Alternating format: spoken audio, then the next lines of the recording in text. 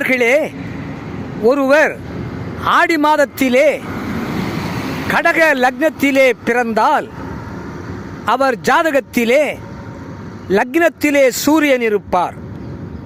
அந்த சூரியன் லக்னத்திற்கு 7ஆம் இடத்தை பார்ப்பார்.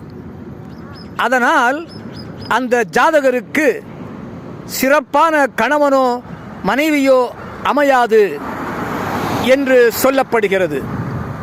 மேலும் அவ்வாறு ஆடி மாதத்திலே கடக லக்னத்திலே பிறந்து லக்னத்திலே சூரியன் இருக்க அந்த சூரியனோடு லக்னத்திற்கு 7ஆம் இடமாகிய மகரத்திற்கு அதிபதியாகிய சனி பகவானும் உடனிருந்தால், கடக லக்னத்தில் ஆடி மாதத்திலே பிறந்து லக்னத்திலே சூரியனோடு சனியும் இணைந்திருந்தால் அவருக்கும் சிறப்பான கணவனோ மனைவியோ இல்லை என்று பொருள் கொள்ளலாம்.